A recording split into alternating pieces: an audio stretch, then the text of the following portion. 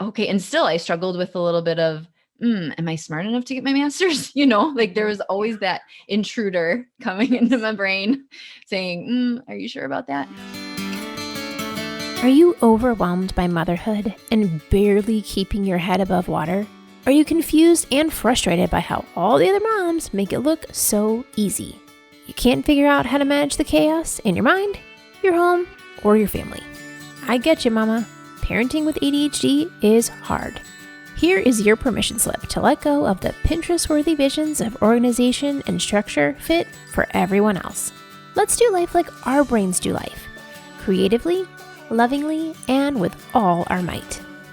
When we embrace who we are and how our brains work, we can figure out how to live our lives successfully and, in turn, lead our families well. At the end of the day, we just want to be good moms. But, spoiler alert, you are already a great mom. ADHD does not mean you're doomed to be a hot mess, mama. You can rewrite your story from shame spiral to success story. And I'll be right here beside you to cheer you on. Welcome to Motherhood in ADHD. Hey there, Successful Mama. It's your friend, Patricia Succ. Today we're chatting with one of my Instagram follows turned friend, Katelyn Mabry. Now, Katelyn is an ADHD mama of 4, some of whom have ADHD as well. And Katelyn's background is in special education, including a master's degree, which is a huge accomplishment, especially given her track record with school as a kid. Katelyn was diagnosed at the age of 10, and we talk about what it's like to know that you have ADHD as you grow up, all the way through how her ADHD affects her motherhood on the daily. We talk about labeling our kids and the fear and uncertainty that goes with that, and how we ADHD'ers tend to have a lower sense of self-worth and confidence. She shares how we can teach our kids to accept and feel comfortable around people who are different from us. She is the author of the children's book, Journey with Me Through ADHD, which she has recently turned into a podcast for kids about ADHD, and I am just in love. Let's meet your new friend, Katelyn Mabry. So let's welcome Katelyn to the show. How are you doing today? I'm doing great. Thanks for having me. Well, if you could give us the very short version of your diagnosis journey and how you found out about your ADHD. It was a long, long time ago when I was 10 years old.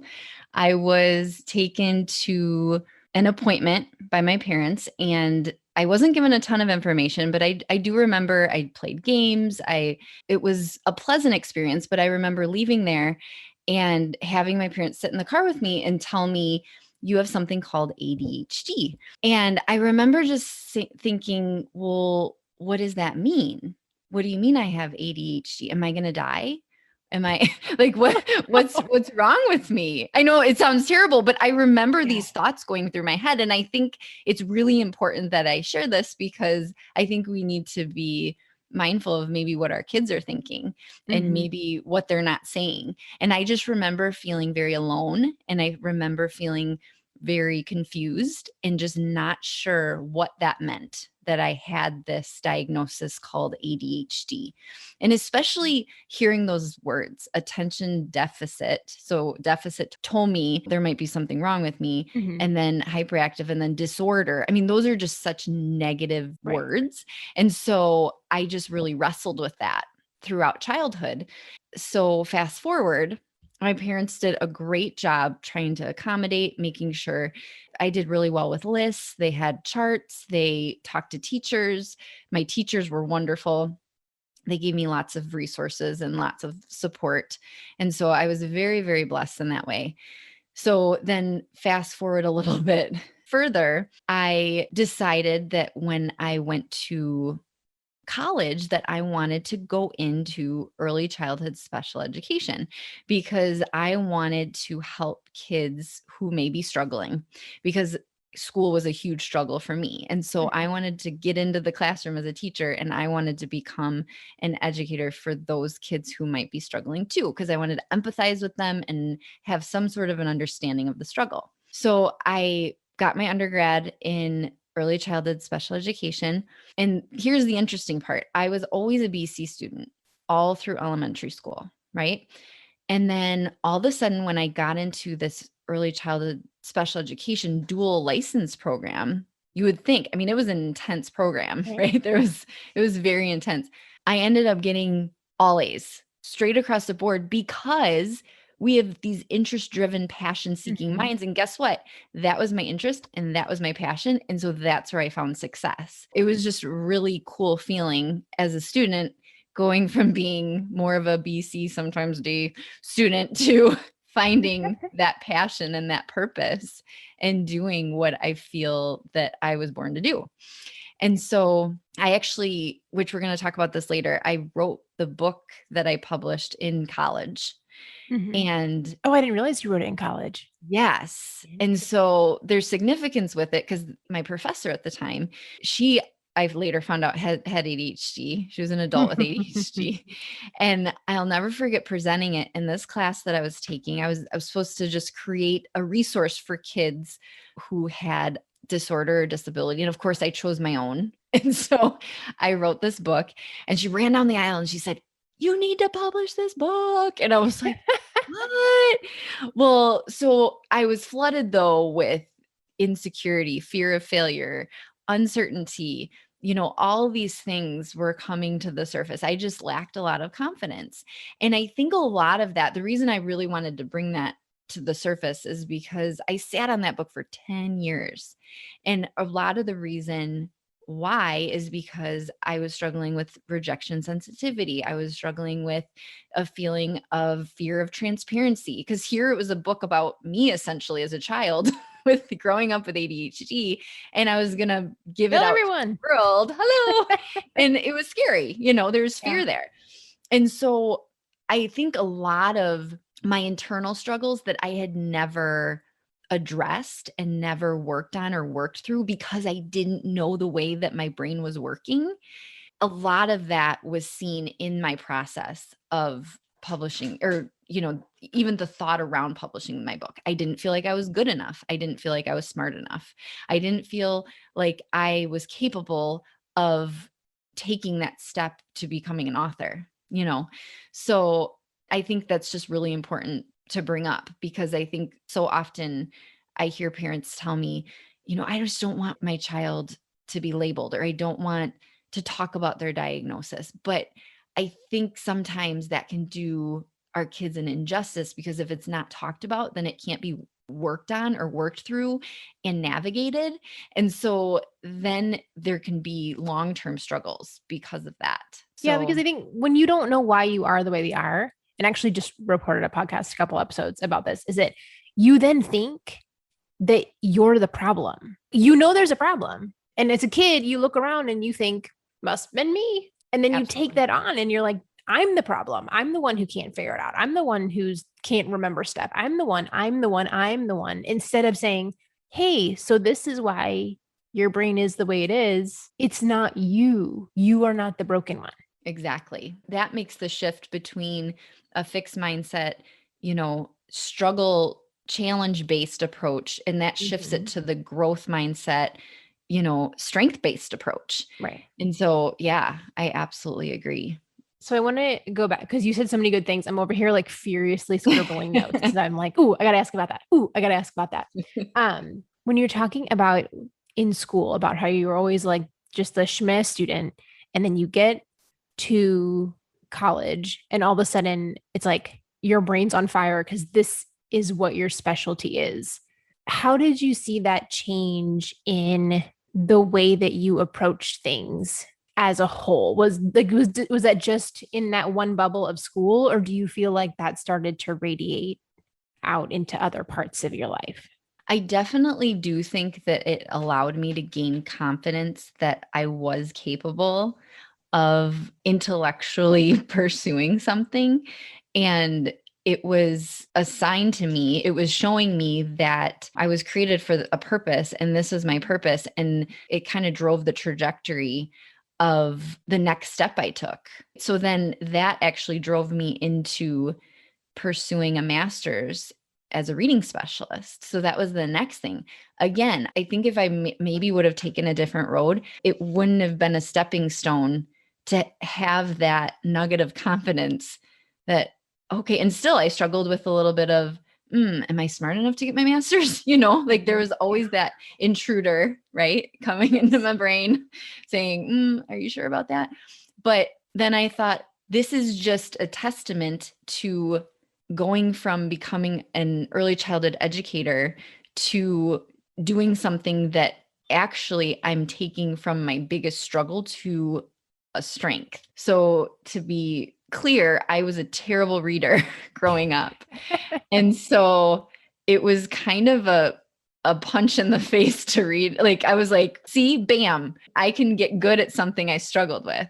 And what it did is I think I harnessed my empathy and my compassion towards kids who were struggling because I felt it so deeply and I wanted to help them. I wanted to help them not struggle so much. And so that drove me to become a reading specialist.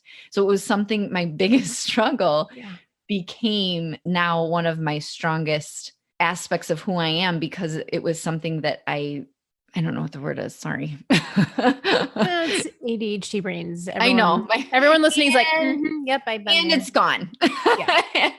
It's funny when I listen back to myself, sometimes I'm like, I literally just stopped in the middle of a sentence. And in my head, I finished that sentence and out loud, I did not. And then I'm like, oh, my husband was right. Well, and sometimes I'll say like it's in my head, but because our brains are so quick, right? All those thoughts are just boop, boop, boop, boop, boop, boop, boop, boop. Yeah. And sometimes I'm talking and then my brain hasn't caught up or hasn't, quite organized the next thought that I'm going to share. Like it's all coming together. Just let my gears finish turning. We're getting there.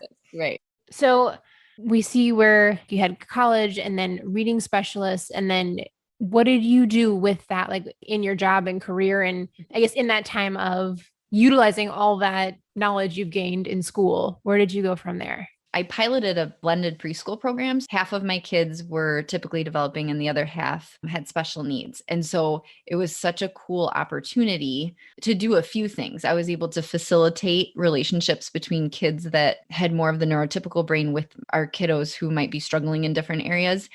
And I don't know, I think I brought a deeper sense of empathy into every teaching opportunity that I had.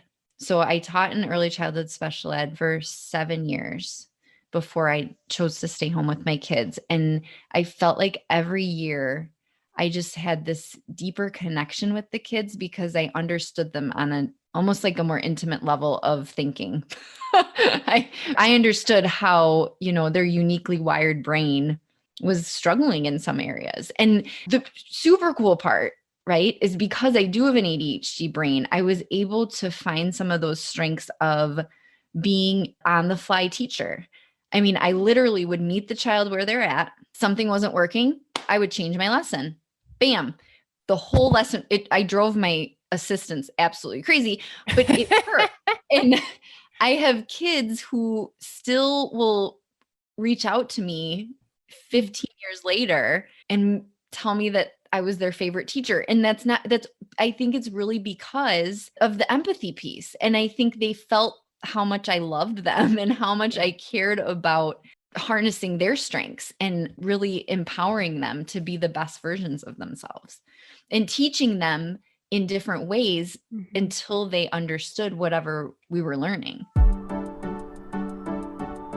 Mama, are you looking for some extra support? Could you use a few more like-minded mamas in your circle? Here is your official invitation to join our Facebook group, the Motherhood and ADHD Community. Here you can ask questions, share advice, but most importantly, know that you're not alone. Click on the link in the show notes or search on Facebook for Motherhood and ADHD Community. So come join our little corner of the internet with other mamas who know how your brain works and won't look at you crazy when you share what's floating around inside there. Instead, they'll say, I get it. I've been there and I know how that is. So come on, what are you waiting for? See you in there. Again, that's the Motherhood in ADHD Community on Facebook. I want to go back to what you said about teaching the kids who are neurotypical to be more, and I forget the word you use, like sympathetic or empathetic, and like their relationship with the kids who are different. What would you say is your like go-to tip or whatever? Like, how do you teach kids to understand that people are different? I think a big thing is helping them find the language for it. Oh, wow. Look how creative Johnny is. Like, help them see the strength and be like, he has such a busy brain, and that busy brain helps him be so creative. So I feel like helping facilitate those conversations between the kids and modeling the language with them are two super helpful tools that we can give kids, because that's the thing is I think a lot of times the teasing and the bullying and the is all really based on misunderstanding and not having the words or not knowing what to say. And so the wrong thing comes out, right? We're all guilty of having the wrong thing come out sometimes. So I feel like as adults, if we can take the opportunity to come alongside our kids that may be neurotypical and might not completely understand why their peer is saying the things they're saying or doing the things they're doing, but coming alongside them and helping them see it from a different lens. Like, So like narrating the situation exactly. out loud almost. Yeah, Yeah, exactly. Like, oh, Johnny's spinning in his chair. Wow, he must have lots of energy right now. You know what I mean? Like, just right. Making it normal. exactly, Putting exactly. words to I it. have a lot of energy too, don't you? Because that's the thing is maybe they see their peer doing something more than typical. Mhm. I mean, we experience the same things, just it's just seen in different ways, right? And or sometimes or we're able to regulate it more, or Right. Like everybody that spins are in their chair. neurotypical, yes, they can regulate it more. And so Right. I think the connection piece is big too. Okay. So like, let's say Susie is doing something repetitive and the peers kind of looking at it and be like, she really wants to do that lots of times so that she can see if she can get it right. You know what I mean? Or maybe like, I wonder what she like in asking those, and it's okay to ask questions, right? I think it's important to, and then again, bring it back to them. Be like, sometimes we do things multiple times too, don't we? So I think, like you said, normalizing it in terms of I can still connect with that person, even though they're doing something that might look a little bit different. I can still connect with them. I think when we teach kids that skill at a young age, then it just becomes normal. When they're learning it at 3 and 4, then when they see it at 7 and 8, they're like, oh, well, yeah, that's some people do that. There's not like that alert there or that fear there because like, well, oh yeah, some people are different. Mm-hmm. And they just move along as opposed to them not knowing what to say or feeling uncomfortable. The younger that we start that at, the more equipped they are, I guess.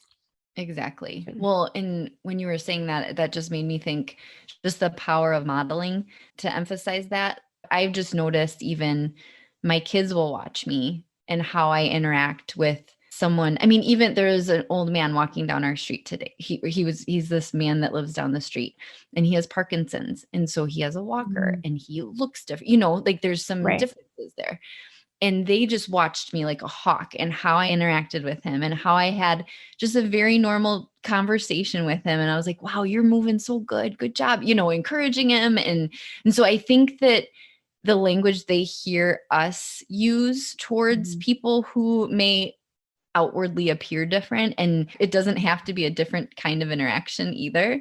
I think that there's power in that modeling, just how we treat people with respect and kindness and love.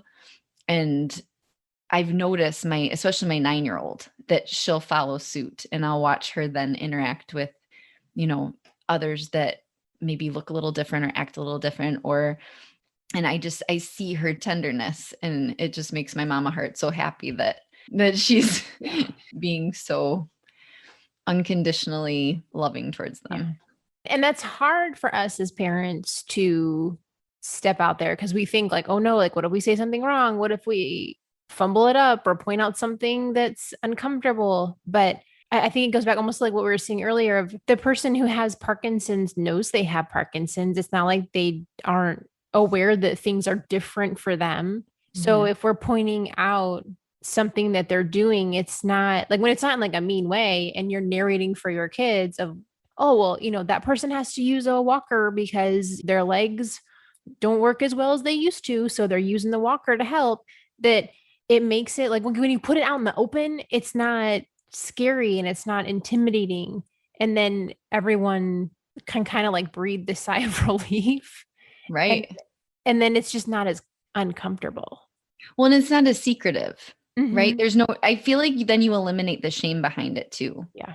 Because I feel like sometimes there's an indirect shame if it's not talked about or if you're just looking and that's, not, well, so we were at the mall the other year. I think it was like last year. 100 million years ago. Yes. I was like, oh, that was a while ago. But still, there was this younger guy in a wheelchair, and my kids were kind of looking at it. And I was like, oh, I'm like, that's interesting. He has a wheelchair.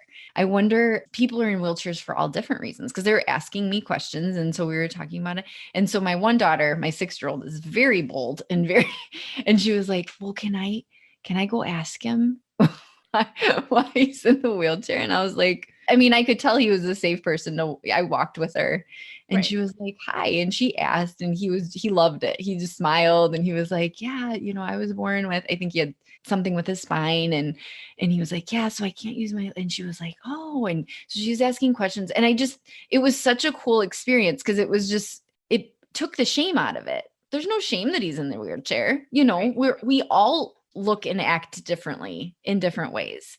And one of his differences is that he has a wheelchair, and there's nothing wrong with that. It's just part of what makes him unique, just like there's things that make you unique. So I feel like that's getting rid of that shame is a huge piece too. Well, So, and getting rid of the shame around the ADHD is a big thing. So tying it into the ADHD, right? for sure.